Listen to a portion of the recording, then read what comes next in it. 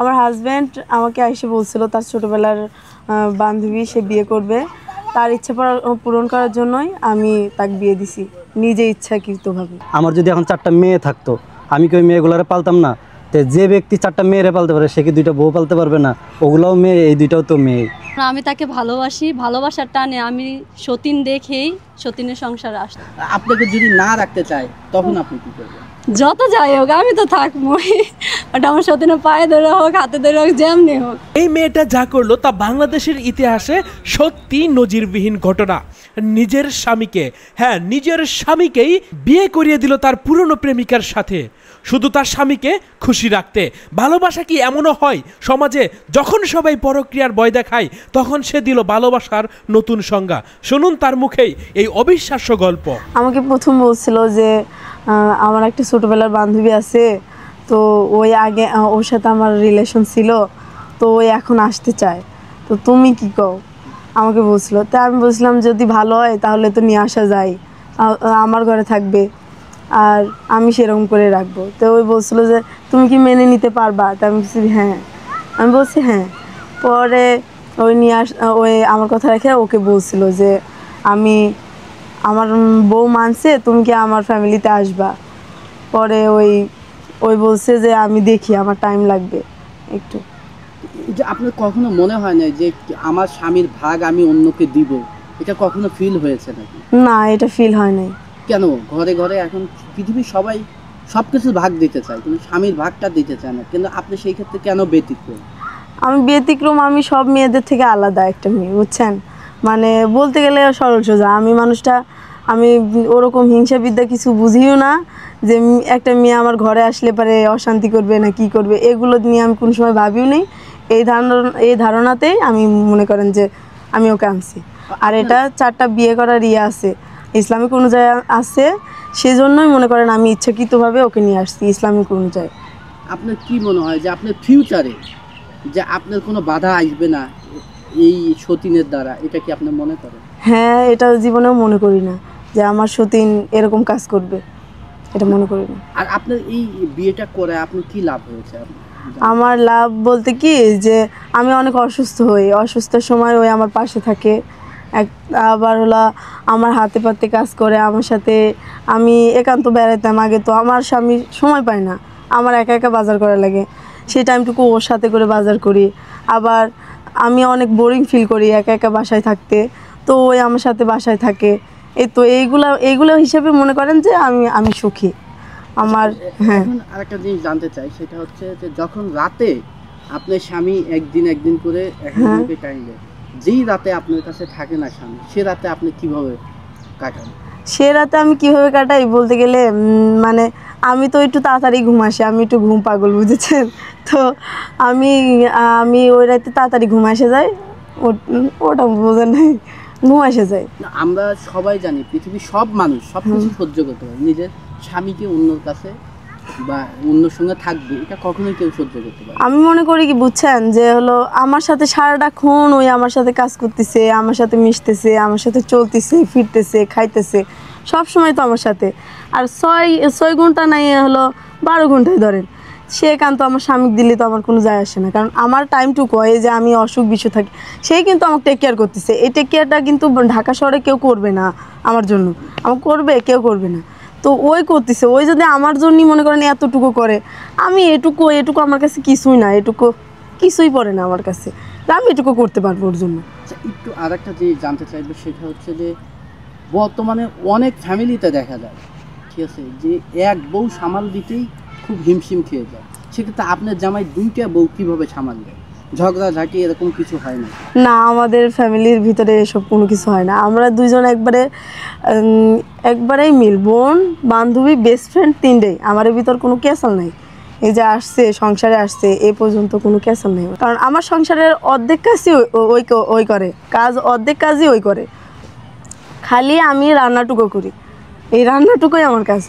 আর গোটাল মনে করেন যে কাজ আছে শুতেই ওই করে আমার কাজগুলা, এইগুলো থেকে আমি মনে করেন যে আমার কাছে আমি হ্যাপি। আপনার কি কোনো সন্তান আছে? হ্যাঁ, আমার একটা সন্তান আছে। কিভাবে দেখে?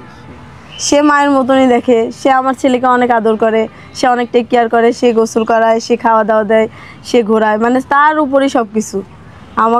আমাদের তিনজনে ওই মেনটেন করে, আমি ওদের তিনজনকে মেনটেন করি, এরকম করে সবাই একসাথে মিলেছিলে চলে আমরা। একটু ভাইয়ের কাছে যাবো। হ্যাঁ, ভাই আপনি কি মনে করেন, মনে হলো যে আপনার বউ থাকতে আবার বিয়ে করবেন? আসলে আমার বিয়ে করার কোনো ইচ্ছাই ছিল না। তো ছোটোবেলায় ওর সাথে রিলেশন ছিল, ওর আগে একটা বিয়ে হয়েছিল অন্য জায়গায়, বিয়ে হওয়ার পরে ওইখানে ডিভোর্স হয়ে যায় কোনো কারণে, অনেক মানে ছেলেটা ভালো ছিল না, তো এই জন্যই মনে করেন ওইখান থেকে ডিভোর্স হয়ে যায়। ডিভোর্স হয়ে যাওয়ার পরে ও বিয়ে বসবে এরকম মন মানসিকতা ছিল না।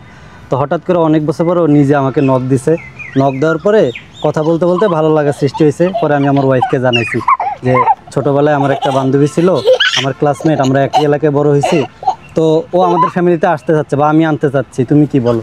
তো বলছে আচ্ছা ঠিক আছে, আমার সাথে কথা বলে দাও, যদি নিব না হয় নিব না কেন, অবশ্যই নিব। পরে দুজনকে কথা বলে দিছি, দুজনের ভিতরে আন্ডারস্ট্যান্ডিং হয়েছে, তো দুজনকে মাইনে নিছি। আমি এটা এই জন্যই মনে করি না, কারণ রিজিকের মালিক তো আল্লাহ, এই জন্যে ও যেহেতু আমার ঘরে আসতেছে, আল্লাহ ওর রিজিক দিয়ে ওরা আমার ঘরে পাঠাইতেছে।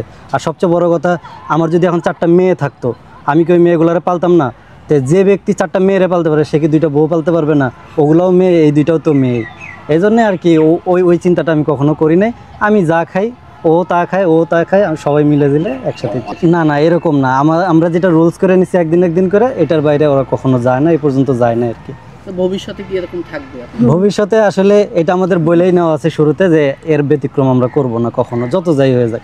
আর অসুখ বিসুখের বিষয়টা অন্যরকম, দেখেছে ও একটু অসুস্থ, তখন ওর সাথে নিয়ে ওর সেবা করি, ওইটা হিসাব আলাদা। কিন্তু এমনি নর্মালি আমরা এই নিয়মটা মেনটেন করে চলি, যাতে করে আমাদের ফ্যামিলিতে প্রবলেম না হয়। আপনার ফ্যামিলিতে কি কি সমস্যা হয়েছে একটু জানতে চাই।